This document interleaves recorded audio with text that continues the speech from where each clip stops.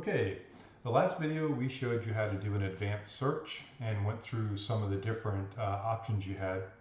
Today we're going to basically continue that, and we're starting off in the new search screen. But what we want to show you first is the different types of searches that you have. Now on this left hand side you can see where it says unsaved search. If you click down on that, you'll see you either have the option for a new search, your last search, or your default permit search. This is an interesting category. These are the shared searches, and these are different categories, and we'll get into that here in a little bit. But here's all of the ones that I have that I've saved myself, and you see some of those appear up here. And what these are shared searches. So I've basically created a group within the city, and I shared all of these different permits with different people in the city. So let me show you how that works. I'm going to go over to the search manager, okay? And as you can see, again, here's all my saved searches, right? But here are the shared searches. And as you see, these are the inspectors and reviewers search group, and that's who I've shared them with. So if we go over to the group admin, let's find out who's in that inspectors and reviewers search group. And as you see, you can click right after you clicked on the group admin, you click down here and you do inspectors and reviewers. You can see we have I've added a few people today, and I noticed that Dwayne Jones, for example, is not in here. So let me grab him. You click the name and you click the arrow. Okay. Now Dwayne has been added to the list. You see him right here. And you say apply. Okay. And that's it. So let me go back to that. Go to the group admin, inspectors and reviewers, and as you see, here they are.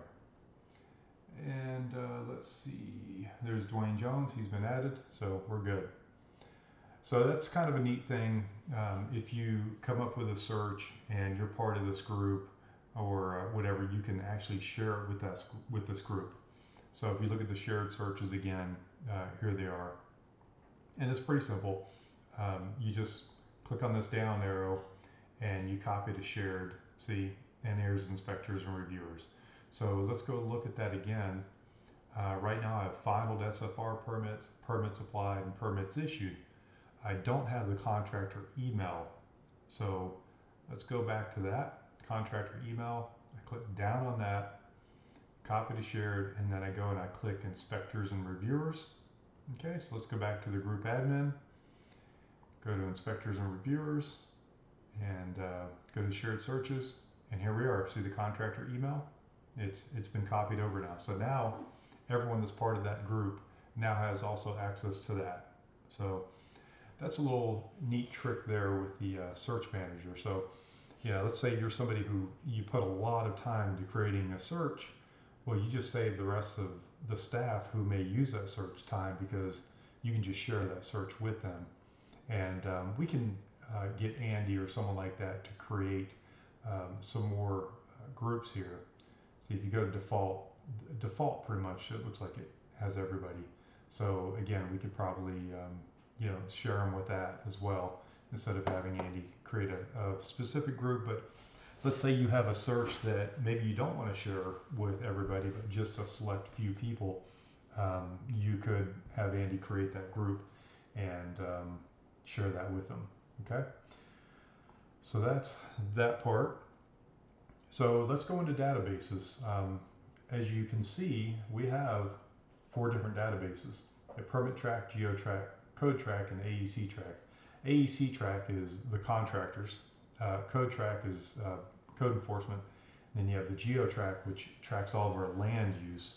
And I'm sure there's some useful data in there. I haven't been able to actually run any reports that return much useful information for me. But if you're working with land, there's a very good chance you could find some information that you're looking for. But I mainly stay right here in permit track. So a couple things I didn't show in the last report that I think would be useful for people to understand how it works is manipulating some of this data. Now, for example, let's go ahead and run a report. All right, I'm gonna go ahead and do that right now. and I'm going to do permits applied in the last 30 days, and I'm going to say the subtype contains single. We've done this one already.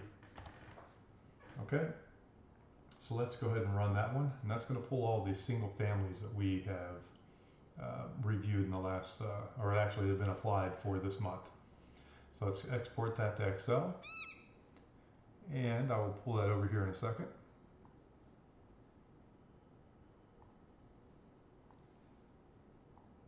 Here we go. And I'm going to enable editing here. So as you see, it starts off with a permit number, and then it has the applied date and site address. But what if I wanted the address first? How would I do that? Now, I could just cut it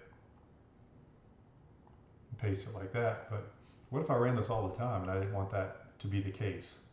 Well, it's pretty simple. Let me go ahead and let's not save that. Let's go edit the search. And really all you do is you go over here and you grab this right here and you drag it up, okay? Now the site address will be the first column every time. So let's check that out, and let's see how that worked. See, site address is the first one, so we'll export that just to verify.